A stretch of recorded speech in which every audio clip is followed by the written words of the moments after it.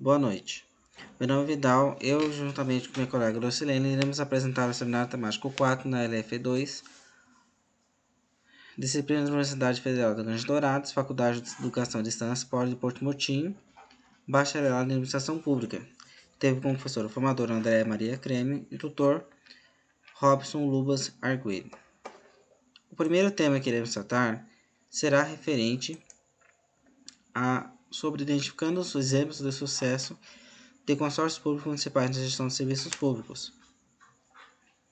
Com relação a esse tema, a gente tem que tratar que os consórcios públicos foram estabelecidos através da Lei 11.107, de 6 de abril de 2005, que estabeleceu normas para a contratação e ou constituição de pessoa jurídica definida como consórcio público, que é composto por pessoa jurídica e constituído exclusivamente por entes da federação, que são responsáveis por estabelecer uma relação de cooperação federativa,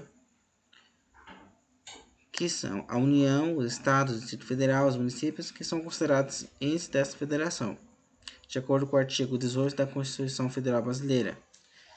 Ante a Lei 11.107, esses consórcios públicos se assemelhavam a convênios, porém, com a criação da lei, esses consórcios se tornaram uma outra modalidade de negócio jurídico, obtendo uma regulação própria.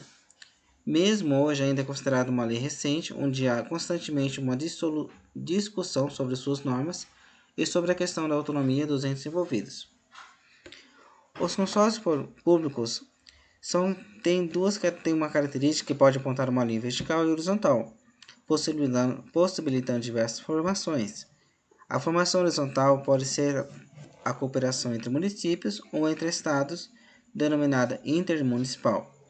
Já a cooperação vertical tem como característica ser uma cooperação entre municípios, Distrito Federal, ou também municípios e estados, Estado e Distrito Federal, municípios, Distrito Federal e Estado, e também municípios, estados e União, entre outras coisas. Tendo em vista a grande possibilidade de parcerias, podemos apontar que a promulgação dessa lei de consórcios públicos trouxe a possibilidade dos municípios incrementarem iniciativas de gestão associadas aos serviços públicos, por entes relacionados de forma horizontal, pois ficou evidente que com essas parcerias poderia-se fazer frente aos problemas de políticas públicas de diversas cidades do Brasil, através de implementação de mecanismos de cooperativas. Sendo assim, fica evidente que consórcios públicos podem vir a se tornar importantes instrumentos de auxílio para o administrador público, em especial para o município, que carece de uma gestão pública mais efetiva, transcendendo desafios que se limitam ao território municipal e não impactam o âmbito do Estado. Dada a crescente urbanização entre o nosso país, os consórcios atuam nesses espaços intermunicipais onde territórios se confundem e os desafios se apresentam cada vez mais. É importante apontar que os consórcios não são e não podem ser considerados fórmulas perfeitas para resolver todos os problemas do administrador público, mas sim a ferramenta de auxílio para o combate e enfrentamento de problemas que se apresentam cada vez mais interligados. Outro tema que é importante, que foi tratado no seminário temático 4, é sobre analisando o papel do município na gestão integrada das forças de segurança pública. Esse tema pressupõe que através das atribuições que os municípios desempenham com diversos papéis na sociedade, de forma que promovam segurança, saúde, lazer e sustentabilidade, entre diversas outras, para a população, esse assunto pode contar que a partir da Constituição de 1988, o Estado brasileiro sofreu grandes transformações em nossos âmbitos da sociedade, passando por um importante processo de democratização e que influenciou a crescente demanda dos serviços públicos, firmando assim, dentre outras coisas, a garantia dos serviços de segurança pública. As construções de políticas públicas voltadas para a segurança pública, até bem pouco tempo, não envolvia a esfera dos municípios. Isso porque não se conhecia a importância de sua visão, que fazia parte da esfera federativa, o que era garantido pela Constituição de 1988. Os órgãos de segurança da prefeitura eram voltados apenas para proteger o patrimônio, os servidores e serviços, e não para a prática de política pública de segurança cidadã em si. Podemos perceber que a pressão por conta da população também impulsionou para que esses gestores municipais fossem em busca de mais políticas públicas nas áreas de segurança. A gestão municipal então deve sempre buscar melhores soluções e políticas públicas para garantir essa qualidade de segurança. Assim como cita Cunha em 2016, por ser mais acessível à população e de conhecer mais perto a realidade, as dimensões e as particularidades dos problemas, ajuda a exigir e cobrar respostas mais efetivas com relação às políticas públicas voltadas para a segurança pública. Por isso mesmo podemos dizer que os municípios estão tão aptos quanto as demais instituições que estão diretamente responsáveis por ações permanentes na prevenção e regressão da violência e de políticas públicas para a segurança pública de forma mais direta. O tema segurança pública é bem complexo e ainda tem que inserir os municípios para que se executem ações de prevenções e violência. Mas temos que lembrar que o Serviço de Saúde, Educação, Lazer e Segurança são os direitos de todos e é dever dos municípios assegurar esses direitos. Os cidadãos não devem ser reféns de seus medos por falta de segurança. O que falta é propostas e técnicas e políticas eficientes para que esses problemas sejam enfrentados de forma eficaz. Para que tudo isso se torne uma realidade, é necessário debates e discussões onde estejam envolvidos os diversos atores sociais que busquem a cultura da paz, através de projetos e programas que minimizem as altas taxas de violência que assolam o Brasil afora. Boa noite, eu sou Lucielene e irei apresentar os capítulos 3 e 4 do seminário 4 na LFE2.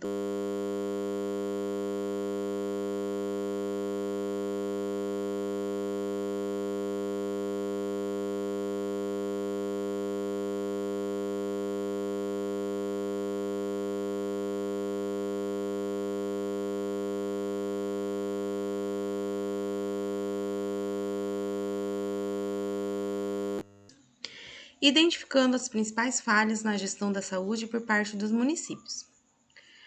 A saúde, atualmente, ela dispõe de diversas leis e medidas que foram estabelecidas ao longo dos anos, o que contribuiu para a construção da sua estrutura e tem como base o direito universal, o acesso igualitário e ampla participação da sociedade nas tomadas de decisões.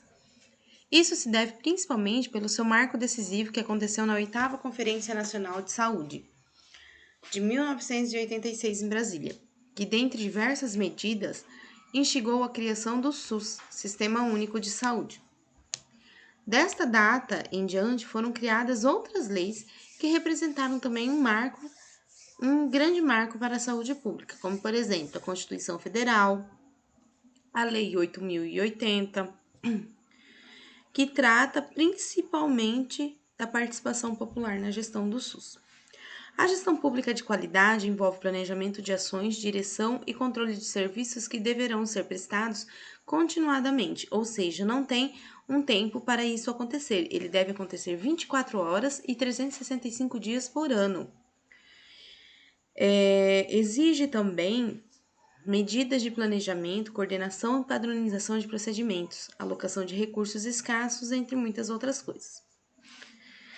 Para um desenvolvimento de qualidade na saúde, se faz necessário que o gestor tenha convicção da tomada de decisões embasadas em um planejamento que seja capaz de cumprir com todas as metas estabelecidas. Dessa forma, podemos apontar que a gestão dos custos em saúde é um dos principais fatores da gestão, pois sem ela perde-se o controle do montante que precisará ser gasto ou investido para que a saúde seja contemplada em sua totalidade. A falta de estratégias efetivas é outro fator, pois é capaz de gerar desorganização nas ações primordiais para um bom atendimento à população, atrapalhando a tomada de decisões e comprometendo o estabelecimento de metas no processo. Em virtude dos fatos mencionados, através do estudo e pesquisa mais a fundo sobre algumas das principais falhas na gestão em saúde, podemos perceber que o sistema de saúde brasileiro passou por diversas transformações e que, por conta da grande responsabilidade que o gestor possui, ele deve se atentar a diversos pontos essenciais para não cometer falhas em sua gestão.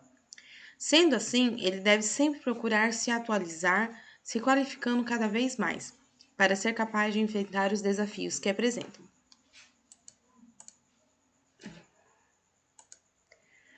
Analisando estratégias de internacionalização dos municípios para a melhoria das políticas públicas.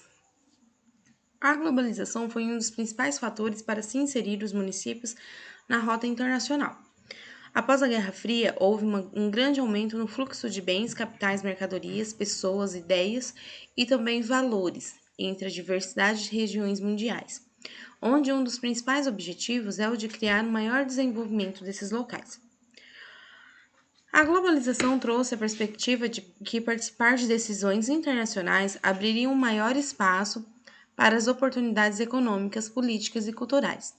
Só de se observar esses benefícios, poderíamos concordar que seria o argumento suficiente para se estruturar a internacionalização municipal. Como podemos observar, há diversificados benefícios para a internacionalização dos municípios. Mas, para Lima, devemos nos questionar até que ponto a globalização é boa e traz a homogeneização.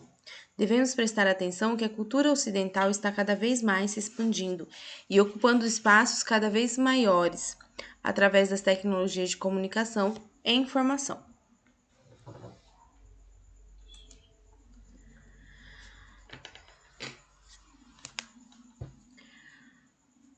Para a Confederação Nacional dos Municípios, os municípios devem atuar de várias maneiras. Por mais que sua atuação política é independente, deve ser considerada a política externa brasileira e as suas forças externas. Podemos perceber que a internacionalização dos municípios trazem inúmeros benefícios, desde a gestão até a inovação tecnológica, e podem trazer melhorias para a construção de políticas públicas inovadoras e eficientes para o Brasil, aprimorando e reduzindo os custos dos projetos municipais, levando em consideração experiências já vividas em outras regiões do mundo, atuando como estimuladores de inovação.